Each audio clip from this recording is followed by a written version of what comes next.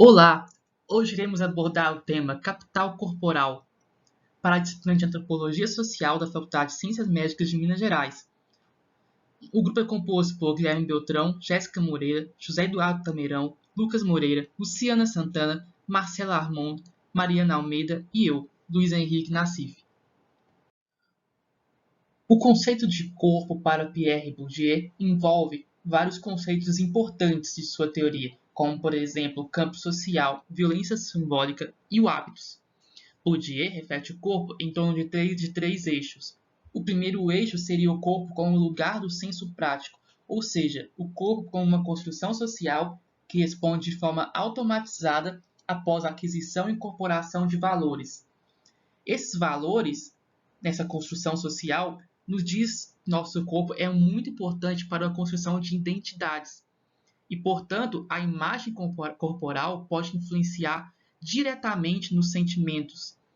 O corpo como manifestação do hábitos, ou seja, do nosso modo de pensar e de agir frente à sociedade. No esquema corporal como depositário de toda uma visão de mundo, de pertencimento a um grupo social. Isso vai muito de encontro ao campo social, que vem no terceiro tópico, corpo como uma fonte de poder e dominação, ou seja, uma fonte privilegiada para o exercício da violência simbólica em um campo social que obedece ao senso prático e corrobora com a construção e reforço do hábitos, do capital e do gradual de poder.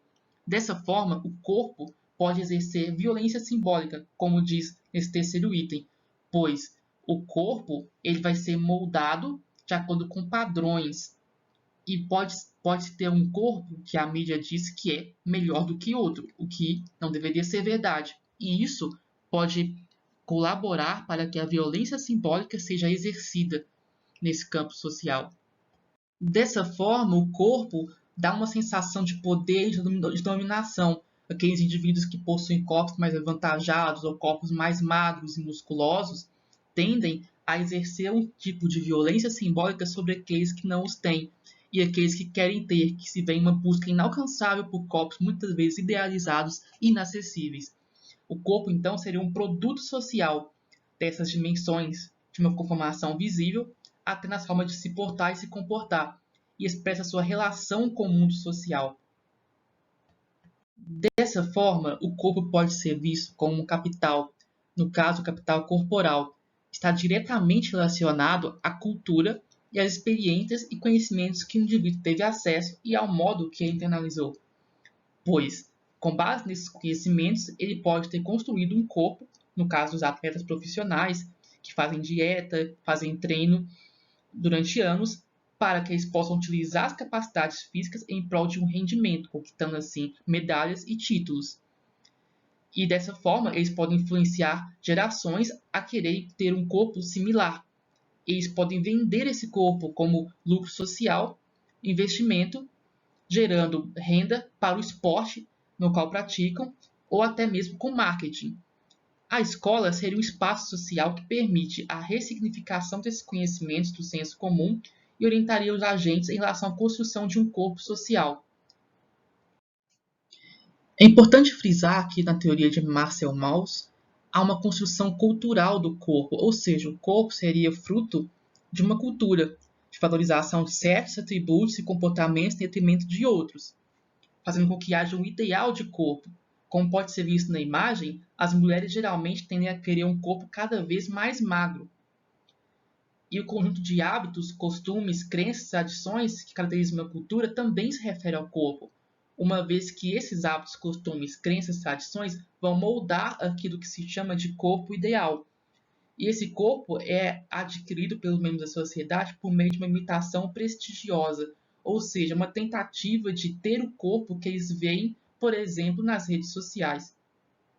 Já Miriam Goldenberg, uma importante pesquisadora do tema, traz que no Brasil o corpo é visto muito mais do que apenas um corpo. Ocorre uma ressignificação. Ele passa a ser mais importante do que a própria roupa, pois é ele que é exibido, moldado, manipulado, trabalhado, costurado, enfeitado, escolhido, construído, produzido e imitado, tal como se fossem peças de roupas em um desfile de moda.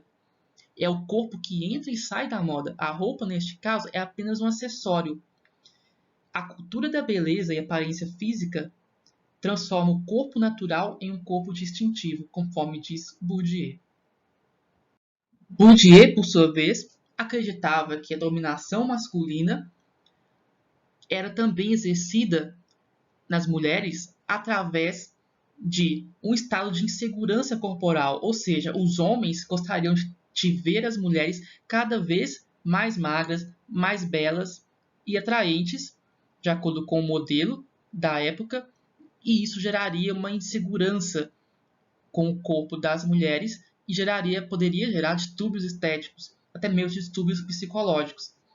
Assim, eles gostariam de encaixar as mulheres no estereótipo, no qual elas seriam submissas, discretas, contidas, até mesmo apagadas, até mesmo quase inexistentes.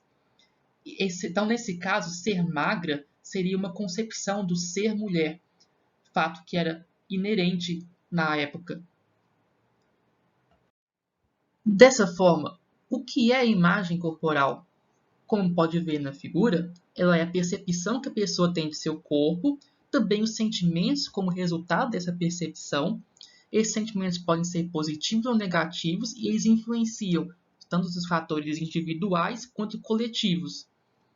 Mas a imagem corporal muitas vezes é vista de uma forma negativa, por três aspectos principais. Por exemplo, cognitivos, que é a expectativa real de possuir um modelo corporal específico, muitas vezes um corpo inalcançável, gerando frustração. Comportamental, que seria evitar situações na qual o corpo possa estar em evidência, gerando uma sensação, por exemplo, de fragilidade e de insegurança. E perceptuais, que seria a superestima do tamanho do corpo, ou seja, pensar no caso que você está muito mais acima do peso do que realmente estaria. Todos esses fatores contribuem para que haja uma distorção da imagem corporal, podendo gerar psicopatologias relacionadas, como anorexia, bulimia, vigorexia, e também é um fator de risco para o desenvolvimento de um transtorno alimentar. Dessa forma, por problemas psicológicos ou pressão da sociedade, ou todos os fatores citados até aqui, muitas pessoas desenvolvem transtornos dismórficos corporais, sendo uma preocupação com defeitos muitas vezes tão sutis que são quase inexistentes ou até mesmo inexistentes, causando forte angústia, muitas vezes prejudicando a capacidade funcional e a capacidade de lidar com o outro. Exemplos, com o outro e com si mesmo. Exemplos, vigorexia.